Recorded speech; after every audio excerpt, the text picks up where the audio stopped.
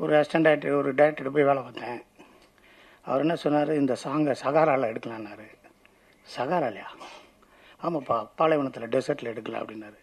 நான் சொன்னேன், அங்கே எல்லாம் எடுக்க வேணாம் சார், இங்கே ராஜஸ்தானில் எடுத்துடலாம், இல்லாட்டி பாண்டிச்சேரி பக்கத்தில் எடுத்துடலாம், சகாராக்கெல்லாம் போகணும். சேவ் சகாராவில் போய் எடுப்போம்யா? இல்லை சார், சகாரா ஆப்பிரிக்காவில் இருக்கு. அப்படியா? ஆப்பிரிக்காவில் இருக்கா? இங்கே இல்லையா அப்படின்னாரு. இங்கேலாம் இல்லை சார், சகாரா சார், ஆப்பிரிக்கா கீழே இருக்குது சார்.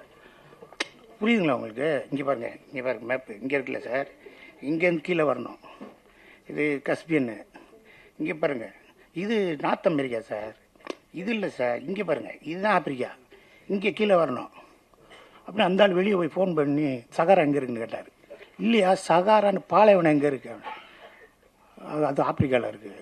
இங்கே இருக்குது இது தார் பாலைவனம். தாரா அப்படின்ட்டு என்கிட்ட வந்தார். நீ நிறையா படிச்சிருக்க போல, நீ வேற ஆள்கிட்ட வேலைக்கு போகண்டார். என்னடா பாலைவனம் எங்கே இருக்குன்னு சொன்னதுக்கடா வேலைக்கு போகண்டேன். அப்புறம் இன்னொரு ஆள்கிட்ட போனோம். நம்ம இந்த சாங்கை பூரா வடமேற்கு மாநிலத்தில் தான் எடுக்க போகிறோம். எங்கே? மேகாலயா, மணிப்பூர், திரிபுரா, அங்கே தான் எடுக்க போகிறோம் சார். வடமேற்கு இல்லை சார், அது நார்த் ஈஸ்ட்டு, வடகிழக்கு மாநிலம். அது 7 சிஸ்டர்ஸு. அந்த 7 சிஸ்டர்ஸ் இந்தியாவோட இருக்கணும்னு நேர் சொல்லியிருக்காரு. அது சின்ன சின்ன மாநிலம், அது வடகிழக்கு மாநிலம், வடமேற்கு இல்லையா அப்படின்னாரு. அந்த ஆள் எவன்டே போய் ஃபோன் பண்ணாப்புல. ஃபோன் பண்ணிட்டு வந்தோன்னே என்ன செய்வேன், நீங்கள் கிளம்புட்டாங்க.